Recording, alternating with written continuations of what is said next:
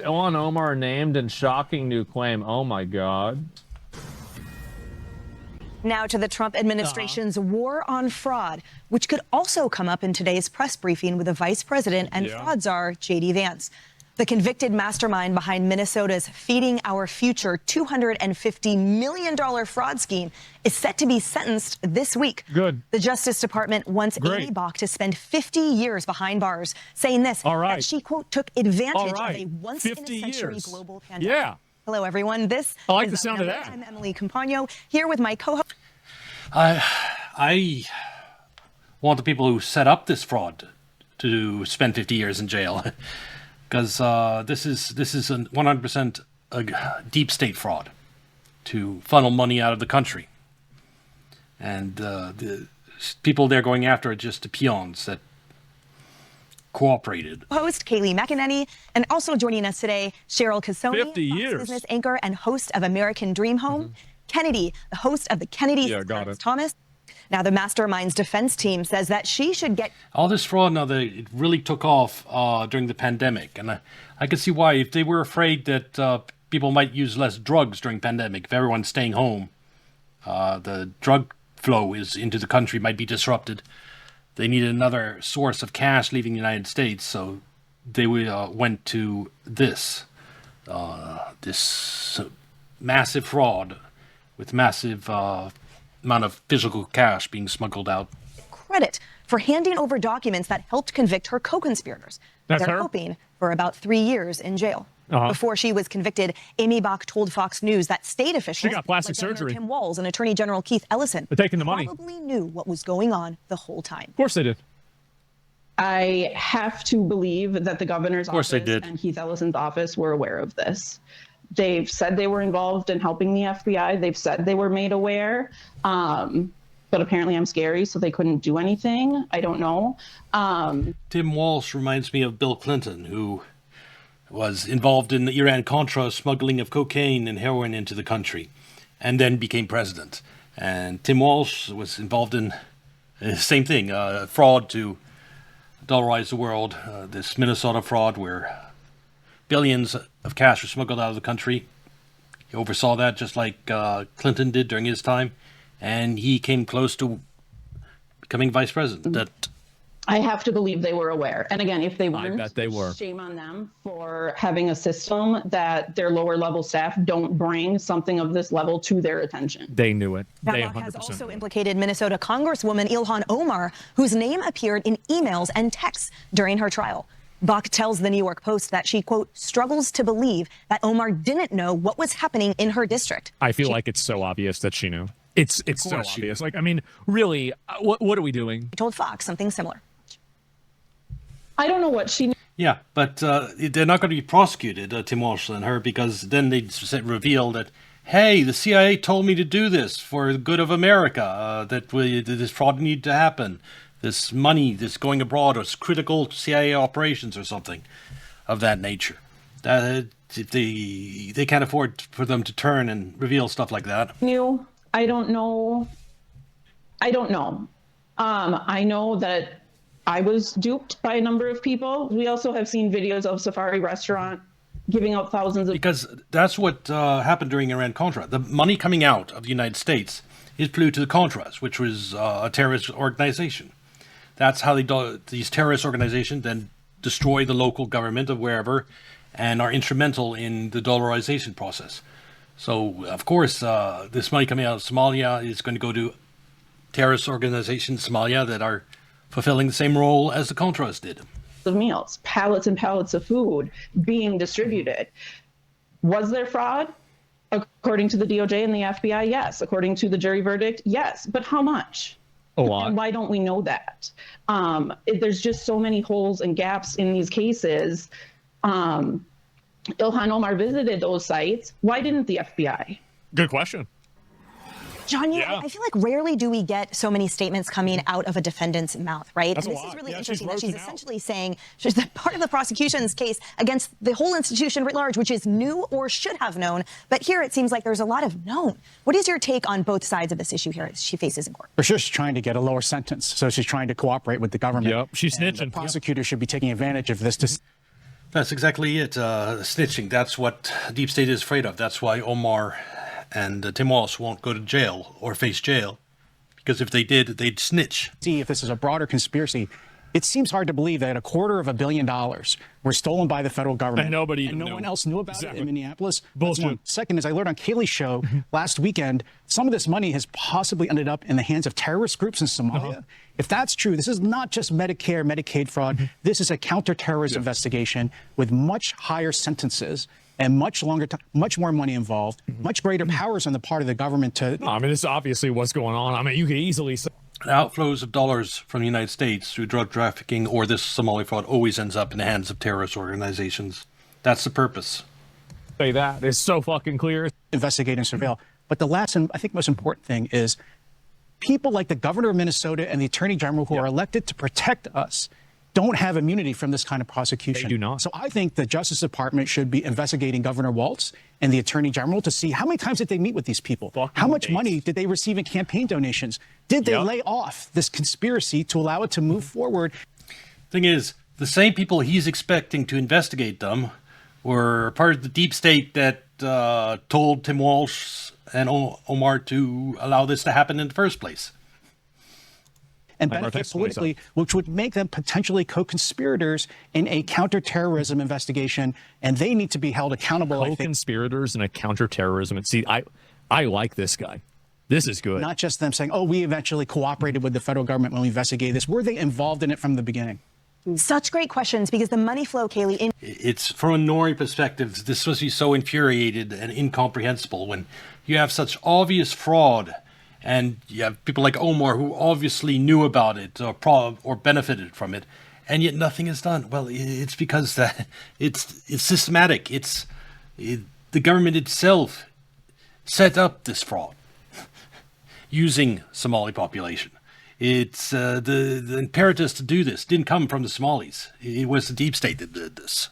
Indeed, it went even to Somaliland. I mean, the ability for the government thus far to It didn't go to Somaliland, went to Somalia, as far as I know. There's two separate countries. Somaliland seems to be the separatist movement that is more reasonable, and Somalia is the PvP server. The funds has been robust and substantial and totally illustrates potential culpability. We've been talking about, or I've been saying that I was hoping for some type of criminal liability here, because this exceeds the standard of negligence so greatly, and there is zero immunity that they can enjoy in their offices, because none of this was within the bounds of official duty capacities. This is all fraud and misconduct and breach of duties. There is nothing about this that has to do with policy. Yes, and it's bigger than Feeding Our Futures. In fact, it goes back to 2019. That's before Feeding Our Futures, with a whistleblower report, an investigator. That investigator sounded the alarm. It was his job to investigate things like this. His entire unit sounded the alarm, saying it's a near certainty that at least a percentage of the fraud proceeds in Minnesota go overseas and are being siphoned off to one or more designated terrorist organizations. So to the point that somebody needs to get in trouble for this. And I'm talking about serious trouble. Like, you're talking about having money get reallocated to literal terrorism.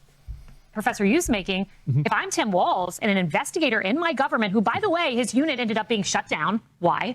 I would listen to that. I would pull him into my office. I would find out about that money and ask, why and how is this going overseas to terrorists? I agree with Professor Yu, and he presented this theory to me for the first time. If you're aiding and abetting terrorists, this could be terrorism charge. This is a big deal. But state actors is where I'm looking at for prosecution. No one went to jail for Iran-Contra. No one's going to jail for this either. At this point, these fraudsters, it's like playing whack-a-mole. You hit one fraudster, another one pops up. You hit one, another pops up. You need to look at what state actors knew. And that's something immediately when I presented John Yu's legal theory to the vice president, he said, I'm going to go to DOJ. I'm going to take that there. They should be looking at this. Of course, the facts match the law. That's DOJ's call, not the executive branch's call. Nevertheless, we need to look at it. And finally, I would just say this. Gavin Newsom, too. I mean, going back to 2022, he was warned about hospice fraud. What did he do? He put a moratorium on hospice. He shut down 287 hospices, but that was over 4 years. J.D. Vance has shut down 800 hospices in 2 months. So what was Newsom doing? Why were they sitting? It's engineered. It's on this information. All this is designed. Asmongold realizes it. It's engineered.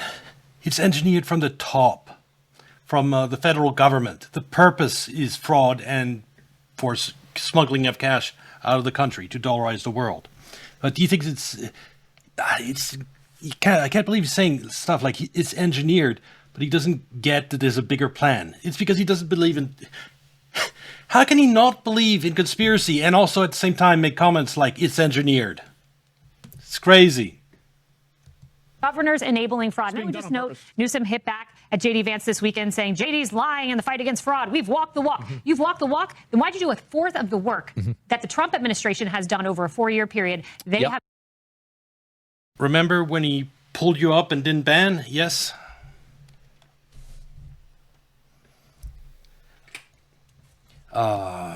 Not the stream, but another one. I've been working on telling him. He saw my ESF comment. Not the stream, but another one. Remember when I pulled me up and didn't ban? But he is still sometimes revert to false dichotomies. Yeah, well, it's like me. I mean, I blogged for years. At the beginning, I didn't believe in conspiracy. It took a while for me, and enough seeing evidence of it repeatedly that I think, okay, now there has to be some grand conspiracy. That's the only way the world makes sense. Have done in 60 days. You're not walking the walk. You're playing catch up. And there have been zero. No, they did the minimum requisite for them to say that they did something, and then they let the rest of it go because they, like, I mean, you're always going to have casualties, right? And so, like, at a certain point, they have to sacrifice some of them because it's getting to be too obvious or too problematic.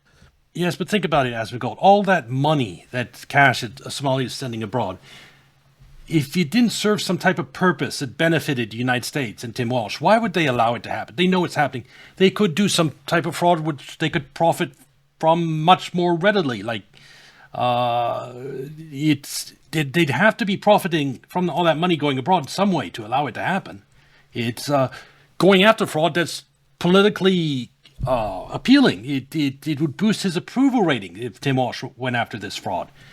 To not take advantage of that dynamic, there had to be some reason behind it. But that doesn't mean that the existing system is removed. It just means that they did enough to placate people that are critical of them. That's it. Complaints or resistance from those 800 organizations shut down because indeed they were fraudulent. Now, you talked about Gavin Newsom's always over chatty response, but Governor Walz hasn't responded to J.D. Vance. Now, the vice president said he hasn't heard from him at all about the fraud probe. And remember, though, the governor took credit somehow for the fraud probe and the results that were uncovered. Let's watch. No, Tim Walz has not contacted me. I did say. Yeah, my wake-up moment was actually ADHD and personality traits intelligence being so highly correlated. Pushing a medication on neurodivergent folks. Yeah, if you're more intelligent, you're more likely to be bored with a stupid class. I will agree with that. It is absolutely mind-numbing. See that he took credit when we did those 22 subpoenas that I mentioned, that the investigations that we're doing for the anti-fraud stuff in Minneapolis. Tim Walz did take credit for it, even though Tim Walz has not helped us at all. We've gotten some cooperation from local authorities, but from the governor's office, we really haven't gotten that cooperation. So he takes credit, by the way, after he calls the journalist, however, a white supremacist. Your thoughts? Yeah, so Tim Walz and Gavin Newsom both personally attacked Nick Shirley and doxed him and tried to do whatever they could to get their unhinged supporters to go after him, putting his safety at risk. But what I'm most curious about, I mean, I can't stand slimy politicians. And I put Governors Walz and Newsom in that category because it's only when it has to do with self-preservation and further ascending the political ladder do they actually jump into action. Like, they're not public servants. They're personally serving their own needs and ambitions. And, Tim Walz, and we've heard this from whistleblowers. Well, if they were serving their political needs and ambition, why didn't they jump in sooner? Going after fraud, something widespread, easy to go after like this, fraud that's this widespread, it's easy to crack down on. You just look at any of these daycare centers and you find it. It takes little effort. And then you could show that to the public and present yourself as anti-corruption. All these benefits for a politician. Why did Tim Walsh not do that? It's because it was more beneficial for him not to. Because he knew that if he cooperated and didn't go after the fraud, good things could happen, like getting put on a presidential ticket. He and his office were shutting down anyone who was bringing the fraud to the attention of the state government. And there were plenty of people who were like, this is not right. I mean, there were those of us covering some of the PPP loans in real time during COVID saying, this is ripe for corruption. There are plenty of people out here because these are designed intentionally for that. Done on purpose. By who, Asmongold? You're the no conspiracy guy. Yeah, but what you're doing right now is very much suggesting a conspiracy, because if it's done by design, who designed it? Tell me, Asmongold, who designed it? These are vetted so flimsily that they're going to take advantage of this. And it's very interesting that Congresswoman Ilhan Omar, she was the one who authored and pushed the Meals Act in 2020, which allowed for a way lower threshold of, trying to figure out and codify who was getting the money from the federal government to give out meals to kids and families in need. So they didn't have to have any verification after her federal legislation. He's afraid to say it himself. He said when we were watching Massey losing speech that he's afraid to say there is. So he believes, he just doesn't want to vocalize it yet. That's nice. He's getting there. He's getting more certain. Once he's 100% certain, he'll start saying it. So it's like, I would also like to know from her, like, when did this become your pet project? I was on this. It's their pet project because it's how they funnel people to their demographic. These people, and this is... Don't get him banned. Yes. Thing is, if there is a conspiracy, someone as big as Asmongold going to some topic, it's not the same thing as me. I mean, no one's going to go out of their way to get me banned yet. I don't have that level of influence. But they might go after Asmongold. So yes, he does have that angle that if he says something really out there, without absolute proof, they might try to ban him. One thing that you have to understand is that a lot of these people that come in they don't have the same American values that, you're supposed to have. These are people who are looking to take advantage of American systems and then use them to benefit people of their ethnicity or their race. That is their primary goal. Everything else is in service of that larger goal.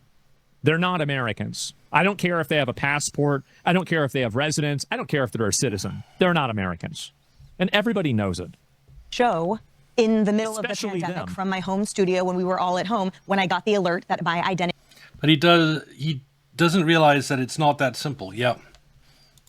Had been stolen for a PPP loan fraud. I mean, it was absolutely rampant. Now, Cheryl Kennedy talked about Ilhan Omar, and let's talk about her disclosure forms, her financial disclosure forms for a second. We're going to pull up that information so that we can get from you the analysis of her economics. Here's the breakdown.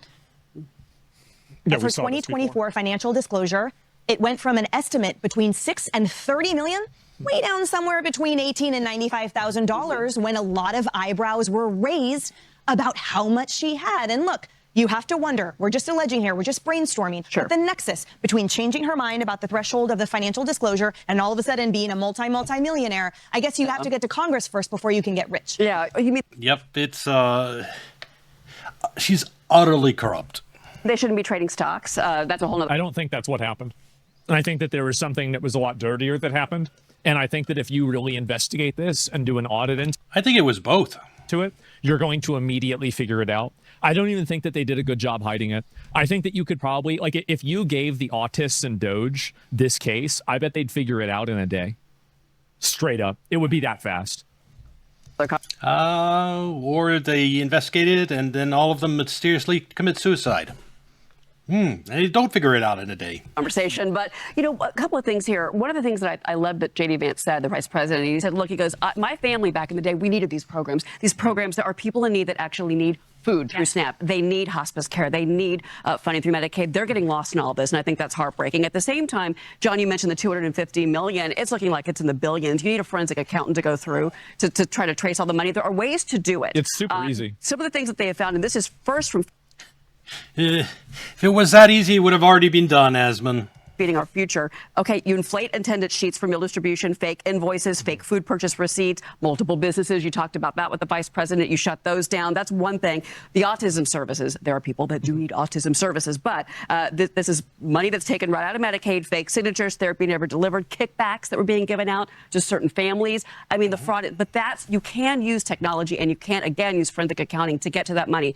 The problem with it, and we've been asked this on the Business Network, can we get the money back? Can the American taxpayer recover a clawback of what has been lost in Minnesota? Likely no. No, we're not getting the money back. The best that we can do is we can seize all their assets and send them back to wherever they came from.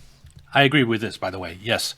It's the Somalis committing the fraud. They aren't the root of the problem. They aren't the one who decided to set this all up. It was set up for them, and or the whole system was presented to them, and then they're getting outside advisors on how to do this. And it's the advisors that I want to see go to jail forever. That's what I would do. Seize their assets, denaturalize them, take everything they have, send them back with the shoes on their feet. And they should be happy they're getting to go back. They should be. A lot of people would want worse. I'm a reasonable guy. Because most of that money, if it wasn't put on in bags of cash on planes back to Somalia, which there is, of course, reporting on that. You say they're actually reporting bags of cash on planes going to Somalia, physical cash leaving the country. That's what I said. It's about dollarization of the world. If the United States prints $1 billion and that $1 billion flies out on planes to Somalia, no inflation here in the United States. It's how we stopped the inflationary spiral we were in going into the 1980s. Is this strategic dollarization of the world by the CIA. Unfortunately, it's been moved over to crypto and property, African property. So that money likely is gone. And I think that's the biggest heartbreak of all of this. You know, we're going back to the COVID pandemic, the PPP loans, we saw massive fraud in that. We get through that. Now we're hit with Minnesota. And now the next step of this is going to be California. And the California fraud is likely just as large as what we found in Minnesota, financially speaking, anyway. The second gut punch to me for this is that not only is there not recompense to the taxpayer, as you're saying, but we've already absorbed higher taxes to cover all of those budgets to begin with. So the American taxpayer is essentially being penalized twice. Once when they paid for all the fraud to begin with, and then again when they don't get the money back. Final thoughts, Professor?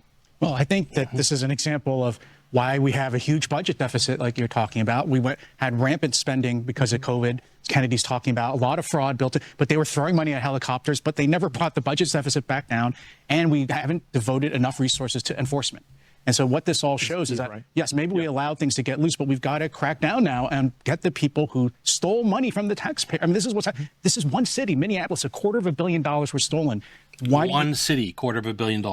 You have JD Vance's task force go to California, New York. I'm curious what percentage of the cash got exported out. Like, obviously, the Somalis in America doing the fraud are taking their cut. How big is their cut? And how much is it cut, like 10%? That would still be a lot. And when you're talking $250 million, that'd be 25 million.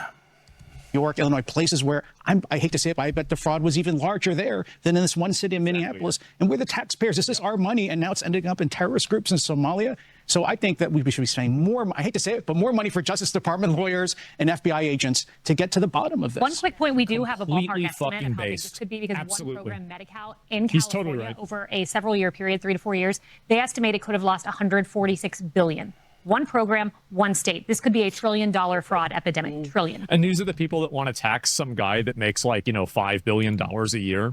Like, they want to tax him an extra 10%. So like you get 500 million, but they have no problem spending 140 billion for some other bullshit. It was never about the billionaires. That's the thing, is that like, if it was never about the money. It's about who the money's being taken from. Yep. Be sure to like. It's so annoying. And it's only a logical response unless you're in on it. Yeah, exactly. $140 billion. That's a lot of money. It is. That's a huge amount of money to just fucking waste out of nowhere. Oh, my God. Unless it's serving some greater purpose of the American deep state. Yes, it doesn't make any sense unless you believe that. And he said it. Someone set it up by design. Who designed it, Asmongold? Say it. Who designed it? Okay, it's really fun watching Asmongold fall down the conspiracy rabbit hole. He's getting there. It's taking time, but he'll end up, I'm waiting at the bottom. One day he'll reach me. Anyway, this will be on YouTube. Like and subscribe. Come watch on Kick or Twitch, and I'll see you next video. Bye.